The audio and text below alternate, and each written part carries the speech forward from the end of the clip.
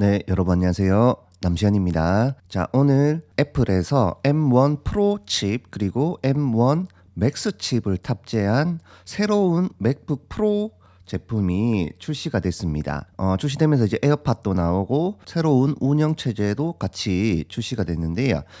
저희는 이제 파이널 컷으로 영상을 편집하는 사람들이죠. 그래서 영상 편집자 입장에서 M1 프로 그리고 M1 맥스 칩을 탑재한 맥북 프로 제품을 한번 간단하게 살펴보는 시간 가져보겠습니다. 봉인 해제라고 해가지고 원래는 M1X 칩이라는 이름으로 이렇게 이제 출시가 된다라는 얘기가 굉장히 많았었는데 M1X 칩 이름은 아니고 M1 프로 그리고 M1 맥스라는 이름으로 출시가 됐습니다. 지금 현재 애플 홈페이지에서 그 사양을 볼 수가 있거든요.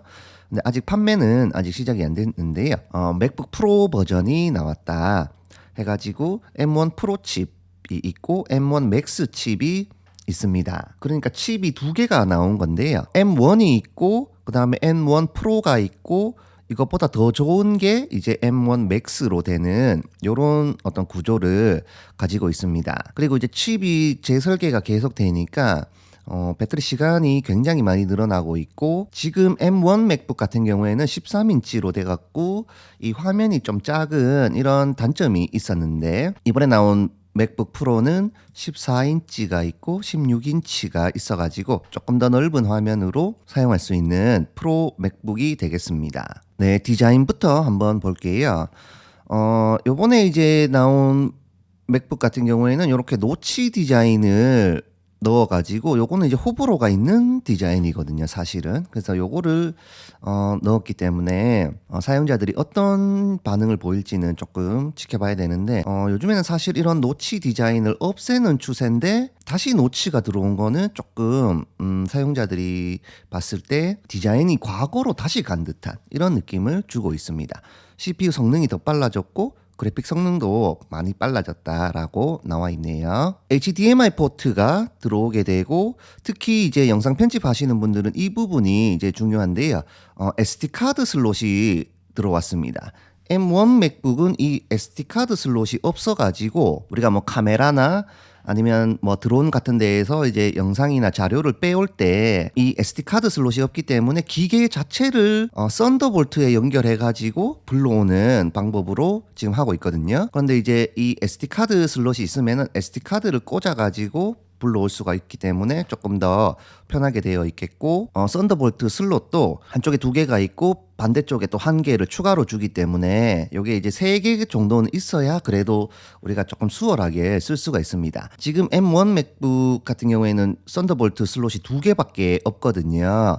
그러면은 하나는 썬더볼트로 충전을 하고 하나는 웹캠을 연결하고 뭐 하나는 마이크 연결해 가지고 우리가 뭐 줌으로 회의해야 되는데 두 개밖에 없으니까 충전을 못하거나 뭐 웹캠을 연결 못하거나 마이크를 연결 못하는 이런 현상이 생길 수 있습니다. 그래서 이런 부분은 굉장히 좋은 발전 방향으로 보입니다. 자, 그 다음에 M1 프로 칩이 있고 M1 맥스 칩이 있어가지고 최종적으로 M1 칩 같은 경우에는 그냥 M1이 있고요. 그 다음에 M1 프로가 있고 M1 맥스가 있는 거라 가지고 이제 M1이 가장 안 좋고 그 다음에 좋은 게 M1 프로고 그 다음에 좋은 게 M1 맥스다 이런 식으로 레벨이 이렇게 나뉘게 됐습니다. M1 프로는 CPU 10개까지 10코어까지 가능하고요. 그 다음에 GPU는 이제 16코어 그 다음 메모리는 32기가까지 할 수 있어 갖고 지금 이제 M1에서 16기가까지만 할 수 있는 거에 비해서 더 높은 이 메모리를 쓸 수 있어 가지고 굉장히 민감하고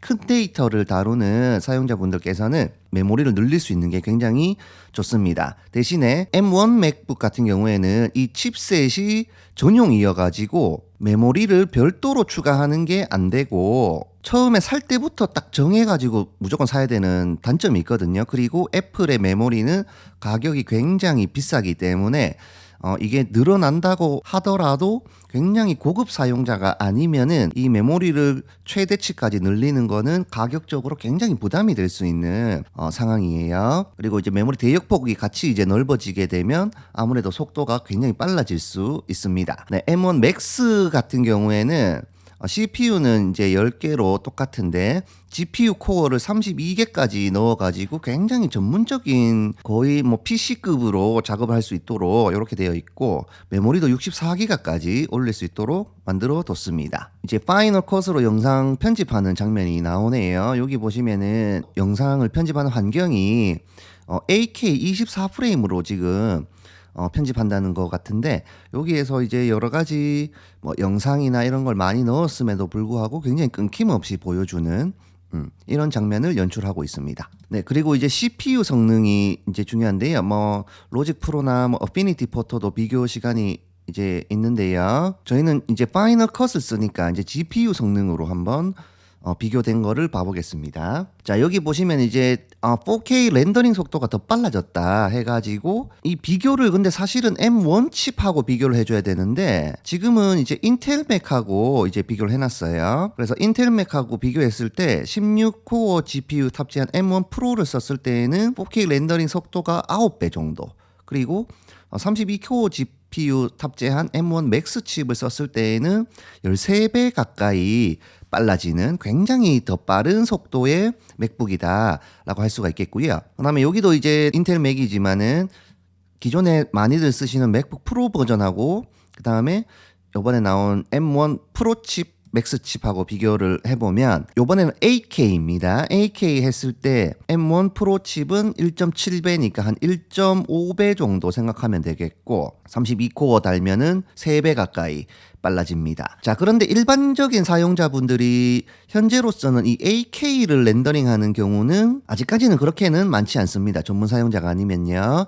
보통은 현재는 이 4K를 기준으로 해가지고 일반 사용자분들께서 많이 사용을 하시거든요. 그래서 이게 사실은 M1 이제 칩하고 비교하는 이 성능이 나와야 올바른 판단이 가능하겠습니다. 자, 그 다음에 이제 키보드 디자인도 터치바 없어지고 여기 있는 이 펑션 키가 조금 크게 이제 들어와 가지고 조금 더 편리하게 작업할 수 있게끔 지금은 요게 이렇게 작게 돼 있거든요. 그래서 조금 누르기가 불편할 수 있는데 이런 게 조금 개선된 모습입니다. 네, 그리고 특이한 점이 이 맥세이프가 다시 돌아왔어요. 그래서 맥세이프로 충전하면서 쓸 수가 있으면은 이 썬더볼트 포트를 이제 여유롭게 쓸 수 있어 가지고 조금 더 사용자에게 유리한 장점이 있겠습니다. 근데 보통은 이제 썬더볼트로 외장 모니터도 연결해두고 충전도 같이 겸하는 분들이 많기 때문에 이 맥세이프가 이제 들어온 것 자체가 무조건 좋다라고 할 수는 없겠고 이제 사용자의 어떤 환경에 따라 갖고 썬더볼트로 충전을 하면서 쓰는 분들은 이 맥세이프를 안 쓸 가능성이 높거든요. 썬더볼트 충전 안 하시는 분들은 이 맥세이프가 도움이 될 수 있겠습니다. 네, 그러면 이제 제일 중요한 우리가 이제 가격을 봐야 되는데요. 네, 아직 한국은 출시일이 공개가 안 됐어요. 그래서 예약을 하시거나 나중에 이제 구매를 하셔야 되는데요.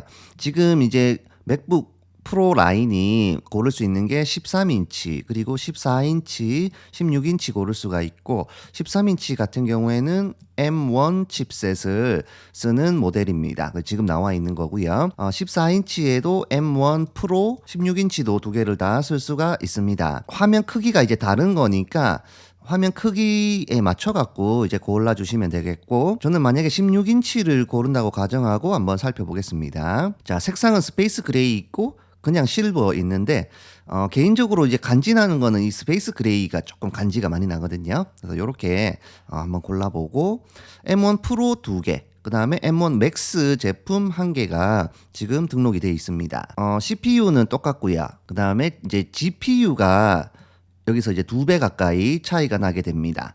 네, 그래서 그래픽 작업이 많으신 분들은 이 GPU가 높으면 영상 편집이라든지 뭐 복잡한 사진 편집이라든지 이런 작업에서 조금 속도에서 이득을 볼 수가 있겠고 메모리 최대치도 여기는 16기가인데 M1 프로는요. M1 맥스는 32기가까지 올릴 수 있도록 되어 있습니다. 그리고 이제 뭐 SSD는 나중에 옵션에서 선택해주면 되는 거니까 이거는 뭐 크게 고려사항은 아니겠습니다. 네, 나머지는 이제 거의 다 비슷한데요. 문제는 이제 가격인데 M1 프로 칩을 달고 있는 16인치 맥북 프로를 내가 그냥 옵션 추가 없이 기본형으로 고른다고 하면 340만 원 가까이 가격이 올라가게 되고 SSD를 1테라까지 올리게 되면은 360만 원이 넘는 굉장히 비싼 노트북이 되어버립니다. 이 일반 사용자들이 M1 맥북을 좋아했던 이유가 성능이 굉장히 뛰어난데 가격이 저렴했기 때문에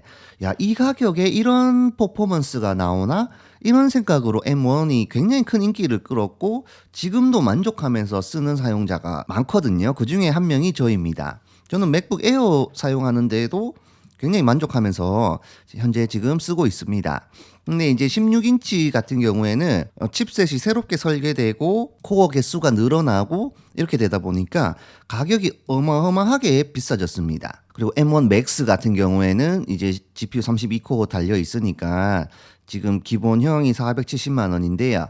자, 여기에서 일반적으로 이제 사용하는 메모리 올려주고 SSD는 그냥 1테라로 해볼게요. 이렇게만 해도 가격이 500만 원이 넘는 가격으로 나오게 됩니다.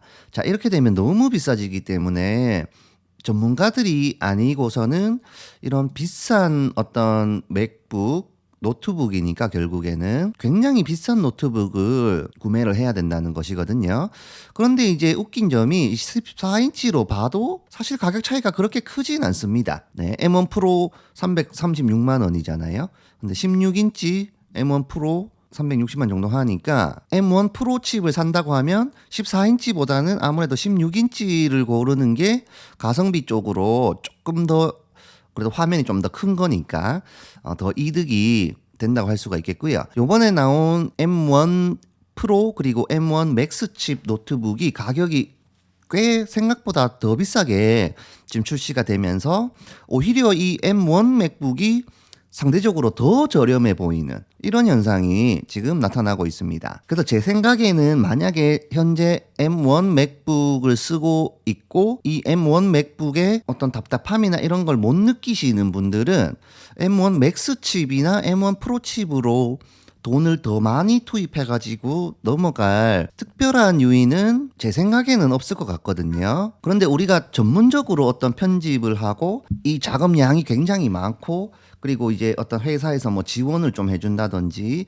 이런 식으로 됐을 때에는 구매를 한다고 하면 이걸 이제 굉장히 잘 선택해야 되는 입장에 지금 놓인 겁니다. 16인치 중에서도 M1 프로를 고를지 M1 맥스를 고를지 이 선택지가 늘어나다 보니까 더 골치 아파진 상태인데요. 결과적으로는 M1 맥북에 만족하시는 분들은 M1 맥북을 그대로 쓰시는 게 비용을 아끼실 수 있을 것 같고 M1 맥북도 현재로서 제가 지금 M1 맥북 에어를 사용하고 있는데 프록시 없이 4K 편집 무난하게 가능하고 여러 가지 효과라든지 이런 것들을 넣었을 때에도 크게 불편하지 않은 선에서 현재 작업을 하고 있습니다. 지난번에 M1을 안 사시고 현재 계속 인텔 맥을 쓰다가 M1 X가 나오면 한꺼번에 넘어가겠다라고 생각하시는 분들도 계실 수가 있거든요. 이런 분들은 14인치를 고르기보다는 가격 차이가 크지가 않으니까 16인치 중에서 이 성능을 보시고